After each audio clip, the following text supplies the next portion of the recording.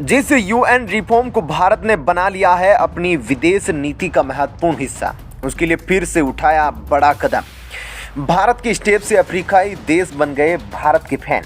भारत की कारनामों को देख चिढ़ गए स्थायी सदस्य देश। भारत ने किया ऐसा कि जिससे आज तक नहीं कर पाए स्थायी देश। रूसी राष्ट्रपति व्लादिमीर पुतिन ने लिया बड़ा फैसला, भारत के लिए बदल डाले नियम। यूरोप को लगा तगड़ा झटका। दोस्तों, भारत ने यूनाइटेड नेशन में फिर से एक बार अपने झंडे गाड़ दिए हैं। भारत के हिंद की ताकतवर गूंज अफ्रीकाई देशों तक पहुंच चुकी है। एक के बाद एक देशों का झुकाव भारत के पक्ष में होने लगा है। दरअसल ऐसा काम ही भारत दुनिया में कर रहा है जो देश अभी तक नहीं कर पाए हैं। 70 साल पहले जिससे यूनाइटेड नेशन का गठन किया गया था, उसमें अभी तक कोई बदलाव नहीं किया गया।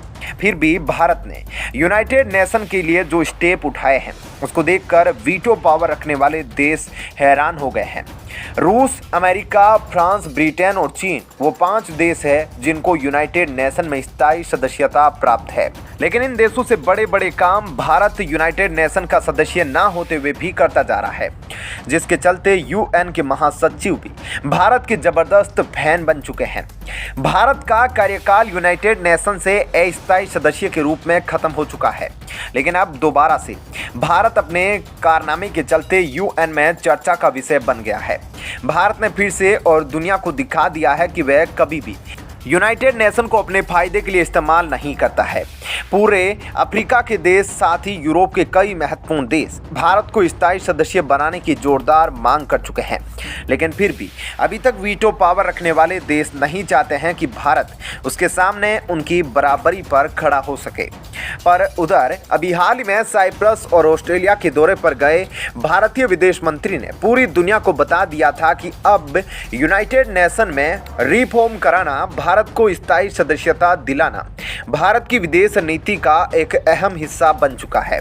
तो वहीं भारत ने अब यूनाइटेड नेशन के लिए जो कदम उठाए हैं, उससे पूरी दुनिया भारत की फैन बन रही है। दरअसल रूस और यूक्रेन के बाद भारत ने एक अफ्रीकाई देश में अपने झंडे गाड़ दिए हैं। आज पूरी दुनिया जानती है कि रूस और यूक्रेन के बीच जो परमाणु हमला टल गया है, उसमें भारत ने बहुत ही महत्वपूर्ण रोल अदा किया है। अमेरिका की सबसे बड़ी खुफिया एजेंसी CIA ने भी इसके लिए भारत का शुक्रिया अदा किया कि भारत के चलते ही आज दुनिया बड़ी तबाही से बच गई है। तो आप सोच रहे होंगे कि अब भारत ने ऐसा क्या कर दिया है कि भारत की चर्चा यूएन में फिर से एक बार होने लगी है। दरअसल आपको बता दें कि अफ्रीका के देश अब भारत में अपनी महिला सुरक्षा सैनिकों की टीम का एक प्लाटून भेज रहा है। अफ्रीकाई देश अबेई में शांति कायम करने के लिए भारत की महिला सैनिक तैनात की जाएगी। भारत संयुक्त राष्ट्र रक्षा में शांति कायम करने वाले सैनिकों की सबसे बड़ी फौज तैनात करने वाले देशों में से एक है।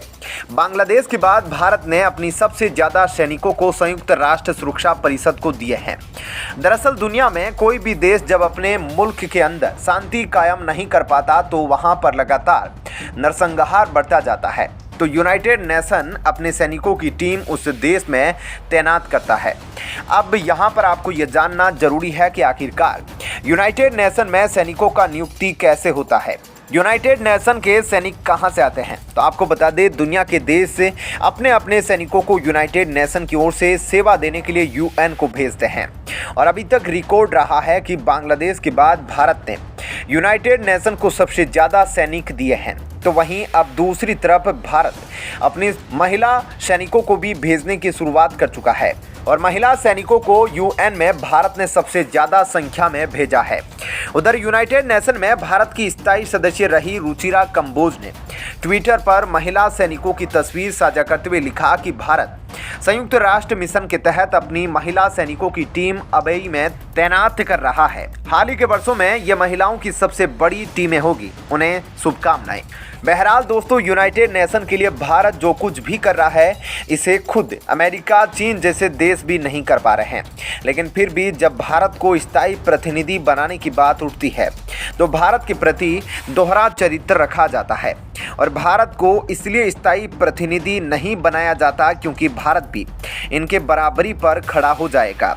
लेकिन उधर भारत कई बार कह चुका है कि अगर भारत को स्थायी प्रतिनिधित्व करने का मौका नहीं मिला तो दुनिया में कई बड़े संगठन बहुत तेजी से मजबूत हो रहे हैं, जो एक न एक दिन यूनाइटेड नेशन को खत्म कर देंगे। दोस्तों, यह तो थी इस वीडियो की पहली खबर। अब आइए आपको दूसरी खबर के बारे में बताते हैं। दोस्तों, वो कहा जाता है कि दोस्त वही होता है जो आपको बुरे वक्त में आपका साथ नहीं छोड़ता। ठीक ऐसे ही भारत और रूस अपनी दोस्ती को निभाते रहते हैं।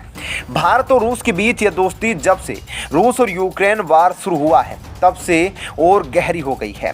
जी हाँ, यह वही रूस है जो भारत की 1971 वार में हर संभव मदद किया। यहाँ तक कि भारत के लिए रूस ने अमेरिका को भी खदेड़ दिया। भारत अपना 60% वेपन रूस से इंपोर्ट करता है। अमेरिका ये कभी नहीं चाहता कि भारत विश्व पे गुरु बने, इसलिए अमेरिका समय समय पर कुछ षड्यंत्र कराता रहता है। किसी भी देश की तरक्की के लिए ऊर्जा की प्रमुख भूमिका होती है। यूरोप और अमेरिका जैसे देश भारत को इसी ऊर्जा की सप्लाई को प्रभावित करने के लिए रूस से ऑयल प्राइस के भी लगा चुके हैं, लेकिन मोदी और पुतिन के आगे सभी की बोलती बंद हो जाती है। इन दोनों पावरफुल नेताओं के सामने सभी का सारा षड्यंत्र रखा का रखा रह जाता है। इसी बीच पुतिन ने एक बड़ा कदम उठा लिया, जिससे कई देशों के होश उड़ गए हैं। अब खबर है कि रूस आर्कटिक क्षेत्र से निकलने वाले कच्चे तेल को भी भारत को बेच रहा है, वह भी छूट के साथ। यह तेल पहले यूरोप को सप्लाई किया जाता था, लेकिन पिछले महीने से यूरोपीय देशों ने तेल खरीदना बंद कर दिया, जिसके बाद इस तेल को दूसरे देशों को देना शुरू कर दिया गया, जिसमें से भारत प्रमुख है। यूरोपीय यूनियन G7 देशों के समूह और ऑस्ट्रेलिया ने दिसंबर में मॉस्को के खिलाफ बड़ा कदम उठाते हुए रूसी तेल पर प्राइस कैप लगा दिया था। इन देशों की ओर से कहा गया था कि अगर रूस प्राइस कैप को नहीं मानेगा तो उस पर कई और प्रतिबंध लगा दिए जाएंगे। हालांकि रूस पर इसका कोई असर नहीं पड़ा, बल्कि उसने यह घोषणा कर दी कि जो देश रूसी तेल पर प्राइस कैप लगाएगा वह उसे तेल नहीं बेचेगा। इसके बाद आर्कटिक क्षेत्र का तेल यूरोपीय देशों को देना बंद कर दिया जाएगा। सिंगापुर के एक व्यापारी ने कहा, आर्कटिक क्रूड तेल आमतौर पर यूरोपीय संघ में जाता है, लेकिन अब उनका कहीं और जाना शुरू हो गया है। भारत को आर्कटिक तेल की सप्लाई मई 2022 से लगातार बढ़ती जा रही है। नवंबर में रिकॉर्ड करीब 66 लाख बैरल तेल रूस ने भारत को दिया, जबकि दिसंबर में 40 लाख बैरल। आधिकारिक सूत्रों का कहना है कि पिछले सप्ताह भारत ने आर्कटिक क्षेत्र के ही क्रूड का पहला कार्गो 27 दिसंबर को भारत के कोची बंदरगाह पहुंचा दिया। भारत का पश्चिमी देशों को साफ जवाब दे दिया गया। जैसे ही रूस ने 24 फरवरी 2022 को यूक्रेन पर हमला शुरू किया, तब से पश्चिमी देश उसे दंडित करने के लिए अन्य देशों से रूसी तेल का त्याग करने के लिए कहते रहे हैं, जबकि भारत सरकार रूस के साथ अपने तेल व्यापार को पूरी तरह से स्पष्ट शब्दों में बताता है कि वह तेल वहीं से लेगा जहां सबसे सस्ता होगा। तो दोस्तों, फिलहाल इस वीडियो में इतना ही, लेकिन जाने से पहले वीडियो को लाइक और चैनल को सब्सक्राइब जरूर कर ले।